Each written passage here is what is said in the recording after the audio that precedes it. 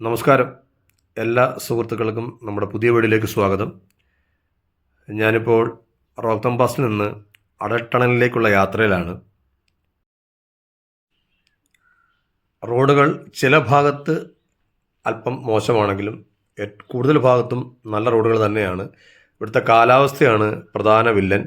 റോഡുകളൊക്കെ എത്ര നന്നാക്കിയിട്ടാലും ഒരു മഴ പെയ്താൽ, നിങ്ങൾ എപ്പോഴും പത്രത്തിലൊക്കെ വായിക്കുന്നതാണ്, നിങ്ങൾ ന്യൂസിലൊക്കെ കാണുന്നുണ്ടായിരിക്കാം, എപ്പോൾ മഴ പെയ്താലും ഇവിടെ റോഡുകളൊക്കെ കുത്തി ഒഴിച്ച് പോകുന്ന പതിവാണ്. പക്ഷേ എത്ര മോശം റോഡുകളാണെങ്കിലും നമ്മൾക്ക് കിട്ടുന്ന കാഴ്ചകളൊക്കെ വളരെ മനോഹരമായ കാഴ്ചകളാണ്. ഞാൻ എല്ലാ വീഡിയോയിലും പറയുന്ന പോലെ നിങ്ങൾ എപ്പോഴെങ്കിലുമൊക്കെ ഈ ഉത്തരാഖണ്ഡ്, ഹിമാചൽ പ്രദേശ്, ജമ്മു കാശ്മീർ പോലുള്ള സംസ്ഥാനങ്ങളിൽ യാത്ര ചെയ്യണം. അതിനധികം ചിലവുകളൊന്നുമില്ല, ഇഷ്ടംപോലെ ട്രെയിൻ സർവീസുകളൊക്കെ ഉണ്ട്. നമുക്ക് വളരെ ചെറിയ പൈസയ്ക്ക് അവിടെയൊക്കെ പോയി വരാം. 2 ടൈം പോകേണ്ടി വരും. ഒരു മഞ്ഞുകാലത്തും പോകേണ്ടി വരും, ഒരു വിൻ്റർ ടൈമിലും ഒരു സമ്മർ ടൈമിലും പോയാൽ നിങ്ങൾക്ക് 2 കാലാവസ്ഥയെ നിങ്ങൾക്ക് ആസ്വദിച്ച് വരാൻ കഴിയും. അധികം ചിലവുകളൊന്നുമില്ല, മനോഹരമായ കാഴ്ചകളാണ് നിങ്ങൾക്ക് കിട്ടുന്നത് അവിടെ നിന്ന്.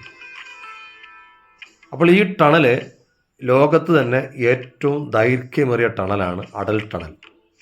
9 കിലോമീറ്ററോളമാണ് ഇതിൻ്റെ ദൈർഘ്യം, ഇതിൻ്റെ ദൂരം. ഇതിൻ്റെ വീതി 10 മീറ്ററാണ്. അതിൽ 8 മീറ്റർ റോഡായിട്ട് ഉപയോഗിക്കുന്നു. ബാക്കി ഇരു സൈഡുകളിലും ഓരോ മീറ്റർ, അതായത് ഒരു സൈഡിൽ 1 മീറ്റർ, അപ്പുറ സൈഡിൽ 1 മീറ്റർ, ഈ 2 സ്ഥലങ്ങളും ഫുട്പാത്തായിട്ടാണ് ഉപയോഗിക്കുന്നത്. ഇതിലേക്ക് വാഹനങ്ങളുടെ വേഗത 30 മുതൽ 80 കിലോമീറ്റർ വേഗതയാണ്. ഈ തുരങ്കത്തിനകത്ത് വാഹനങ്ങൾക്ക് കടന്നു പോകാനുള്ള വേഗത നിയന്ത്രിച്ചിരിക്കുന്നത്. എടുത്തു പറയേണ്ട മറ്റൊരു പ്രത്യേകത, 10,000 അടി ഉയരത്താണ് ഈ ടണൽ നിർമ്മിച്ചിരിക്കുന്നത് എന്നുള്ളതാണ്. അതുതന്നെ വളരെ വലിയൊരു സംഭവമാണ്. ഇത്രയും ഉയരത്ത് ഇത്രയും വലിയൊരു ടണൽ നിർമ്മിക്കുക എന്നുള്ളത് വലിയ റിസ്ക്കുള്ളൊരു പരിപാടിയാണ്. ഇത്രയും ഉയരത്തിൽ ഈ തുരങ്കം നിർമ്മിച്ചതിൽ മലയാളികൾക്കും ചെറിയൊരു അഹങ്കാരമൊക്കെ ആകാം. കാരണം ഇതിൻ്റെ നിർമ്മാണ ചുമതലയുള്ള ഒരാൾ മലയാളിയായിരുന്നു.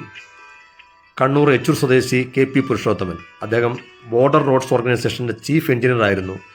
അദ്ദേഹത്തെ പോലുള്ള ഒരുപാട് ആൾക്കാരുടെ അധ്വാനമാണ് ഈ അടൽ ടണൽ. ഇത് 2010 ജൂൺ 8-ാം തീയതി അടൽ ബിഹാരി വാജ്പേയി പ്രധാനമന്ത്രി ആയിരുന്ന സമയത്താണ് ഇതിന് തറക്കല്ലിട്ടത്. ഒക്ടോബർ 3, 2020 നരേന്ദ്രമോദിയാണ് ഇത് ഉദ്ഘാടനം ചെയ്തത്. 3200 കോടിയാണ് ഇതിൻ്റെ അടങ്കൽ തുക. പറഞ്ഞു വന്ന് നമ്മൾ അടൽ ടണലിൽ എത്തിയിരിക്കുകയാണ്.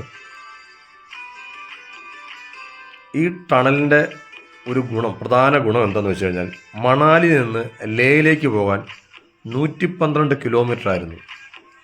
അതിപ്പോൾ 78 കിലോമീറ്ററായി ചുരുങ്ങിയിട്ടുണ്ട്. എന്ന് വെച്ച് കഴിഞ്ഞാൽ ഒരു 4-5 മണിക്കൂർ നമുക്ക് യാത്രാ ലാഭം കിട്ടും ഇതുവഴി പോയാൽ. അതുമാത്രമല്ല, പണ്ട് മണാലിയിൽ നിന്ന് ലേയിലേക്ക് പോകുന്ന റോഡിൽ നിരന്തരം മാർഗതടസ്സം ഉണ്ടാവുകയും മണ്ണിടിച്ചിലുണ്ടാവുകയും ഏതാണ്ട് ഒരു വർഷത്തിൽ 3-4 മാസം ലേയിലേക്ക് പോകാൻ കഴിയാത്ത സാഹചര്യം ഉണ്ടാവുകയും അവിടെയുള്ള ഗ്രാമങ്ങളൊക്കെ ഒറ്റപ്പെട്ടു പോകുന്ന സാഹചര്യങ്ങളൊക്കെ ഉണ്ടായ സമയത്താണ് ഇങ്ങനൊരു ടണൽ നിർമ്മിക്കാൻ പദ്ധതിയിടുന്നത്.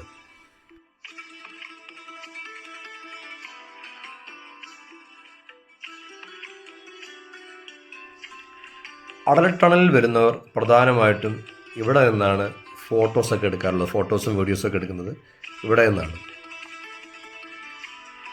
ഈ പിന്നിൽ കാണുന്ന ഈ ബോർഡിൻ്റെയും ഈ മലയുടെയും ഒക്കെ പശ്ചാത്തലത്തിലാണ് മിക്ക ആൾക്കാരും ഫോട്ടോസ് എടുക്കുന്നതും വീഡിയോസ് എടുക്കുന്നതൊക്കെ.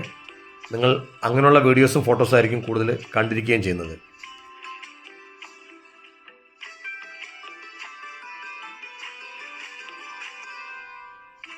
അടൽ ടണലിലെ മനോഹരമായ കാഴ്ചകളെ കണ്ട് ഞങ്ങൾ തിരിച്ച് പോവുകയാണ്.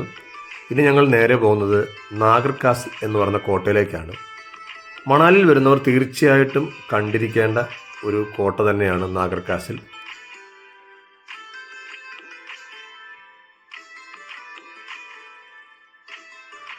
പോകുന്ന വഴിയിൽ ഇതുപോലുള്ള ധാരാളം ഫ്രൂട്ട്സ് കടകൾ കാണും. ആപ്പിൾ ഒഴികെ ബാക്കിയുള്ളതിനൊക്കെ അത്യാവശ്യം വിലയുണ്ട്. ആപ്പിളിന് അത്ര വലിയ വിലയൊന്നുമില്ല. നമ്മുടെ നാട്ടിലെ വെച്ച് നോക്കുകയാണെങ്കിൽ ഒരുപാട് വിലക്കുറവാണ്. ബാക്കി എല്ലാത്തിനും അത്യാവശ്യം വിലയുണ്ട്. അപ്പോൾ നിങ്ങൾ ഈ നാഗർ കാസിൽ തീർച്ചയായിട്ടും കാണണമെന്ന് പറയാൻ കാരണം അതൊരു വല്ലാത്തൊരു നിർമ്മിതിയാണ്. കാരണം അതിൽ മരവും കല്ലും മാത്രം ഉപയോഗിച്ച് ചെയ്തൊരു നിർമ്മിതിയാണ് നാഗർ കാസിൽ. അതിമനോഹരമായ ഈ നിർമ്മിതി നിൽക്കുന്നതും ഒരു അടിപൊളി ലൊക്കേഷനിലാണ്. അതാണ് ഇതിൻ്റെ മറ്റൊരു പ്രത്യേകത. ഒരു താഴ്വാരത്തിൻ്റെ മുകളിൽ നമ്മൾ ആ കോട്ടയിൽ കയറി താഴോട്ട് നോക്കിയാൽ മനോഹരമായ ഒരു താഴ്വാരമാണ്. അപ്പോൾ അതിനെക്കുറിച്ചുള്ള വീഡിയോ ആണ് അടുത്ത വീഡിയോ. ഈ കോട്ടയുടെ കൂടുതൽ മനോഹരങ്ങളായ കാഴ്ചകളും ചരിത്രവും വിവരണവും എല്ലാം അടുത്ത വീഡിയോയിലുണ്ടാകും.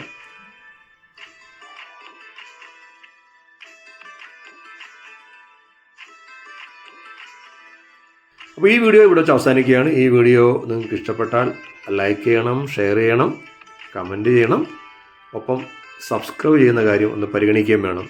വീണ്ടും മറ്റൊരു വീഡിയോയുമായി നമുക്ക് വീണ്ടും കാണാം. അതുവരെ ബൈ.